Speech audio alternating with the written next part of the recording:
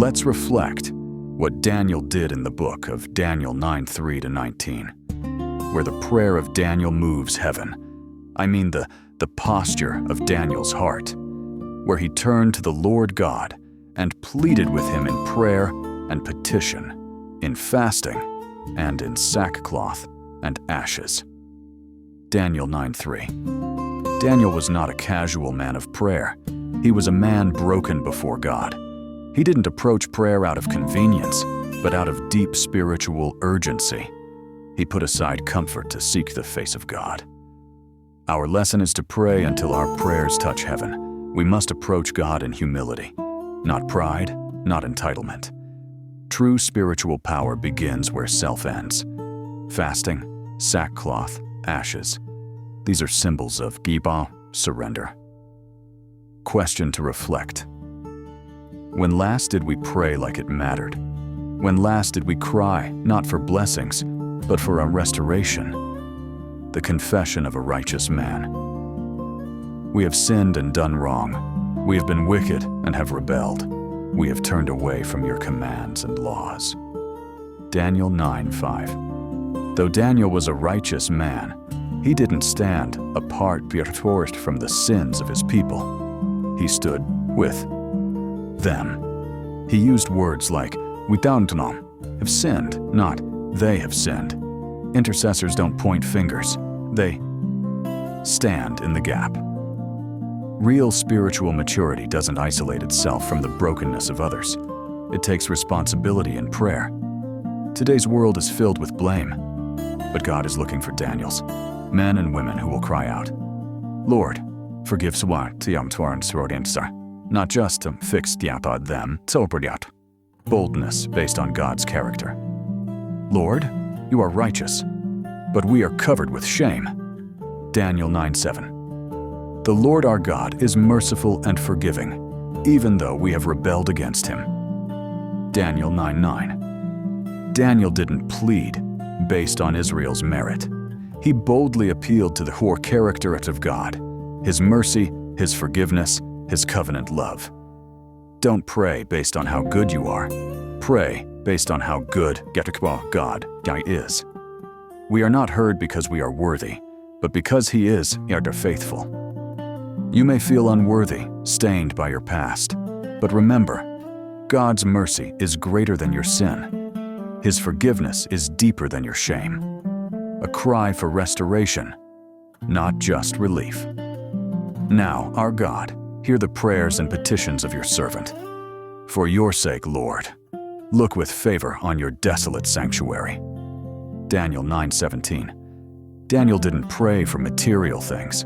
He prayed for the restoration of God's glory. His passion was not personal blessing, but national revival. And the rebuilding of God's temple. Many today pray for open doors, but few pray for God's name to be glorified again. In our families, in our churches, in our nations, will you be the one who says, God, let your name rise again in this generation? Will you be the one who weeps for the condition of the church and calls on heaven for revival? A plea for God to act quickly. Lord, listen. Lord, forgive. Lord, hear and act. For your sake, my God, do not delay. Daniel 9:19. Daniel ends with a fervent urgency. He doesn't just pray, he implores. He says, do it now, O God, don't delay. There's fire in his voice because there's faith in his heart. God responds to urgent, faith-filled prayers. He is not moved by eloquence, but by earnestness. Beloved, it's time to pray again with fire. Pray until something breaks. Pray until restoration comes. Pray until God's glory fills the land again. God is still looking for Daniels, those who will confess, and intercede. Not just for themselves, but for a generation. Let us rise up in prayer, not only to ask, but to stand in the gap and cry, Lord, forgive. Lord, restore. Lord, don't delay.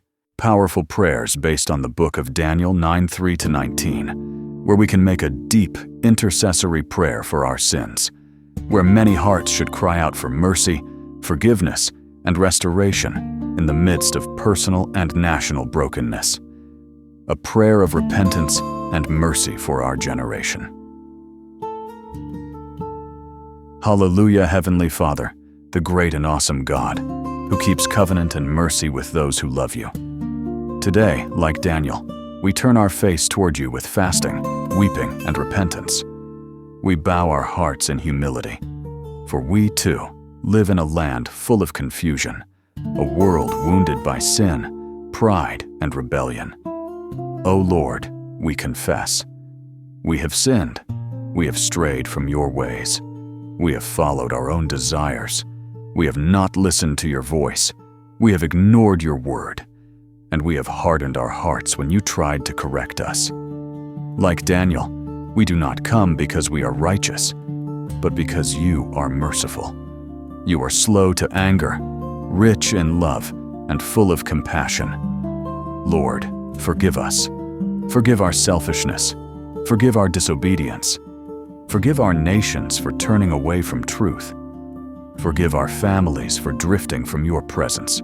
Forgive our churches where we've lost the fire of first love. Forgive the lies we've told, the bitterness we've harbored, the justice we've ignored. O Lord, hear. O Lord, forgive. O Lord, listen and act. For your name's sake, have mercy. Like Daniel cried out for Israel, today we cry out for our generation. The young are confused. The leaders are prideful. The world is broken. But you, O God, are the restorer of ruins. Heal our land. Turn our hearts back to you. Send revival to our cities. Pour out your spirit on dry bones. Restore what sin has destroyed, and let your mercy speak louder than judgment. Father, we need you now more than ever. Let this prayer be a turning point. Let nations bow again. Let prodigals return home.